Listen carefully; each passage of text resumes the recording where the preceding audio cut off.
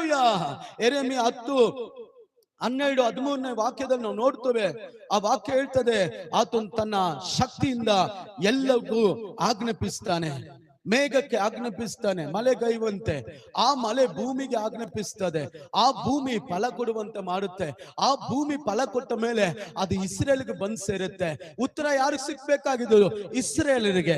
Hallelujah, hallelujah. ನನ್ನ ದೇವರು ಉತ್ತರಿಸುವ ದೇವರು, ಬಿತ್ತನೆ ಮಾಡುವ ದೇವರು. ಸುಮ್ಮನೆ ಬಿತ್ತನೆ ಮಾಡಲ್ಲ, ಆತನು ಉತ್ತರ ಕೊಟ್ಟು ಬಿತ್ತನೆ ಮಾಡುತ್ತಾನೆ. ಹಾಲೆಲೂಯ.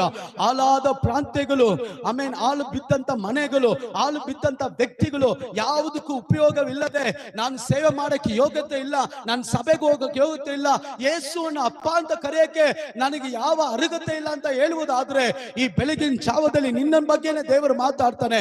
ನಿನಗೆ ಉತ್ತರ ಕೊಡುವ ದೇವರಾಗಿದ್ದಾನೆ. ಅದರಿಂದ ಕೈಗಳ ತಟ್ಟಿ ದೇವರಿಗೆ ಮಹಿಮೆ ಸಲ್ಲಿಸಿ, ದೇವರಿಗೆ ಮಹಿಮೆ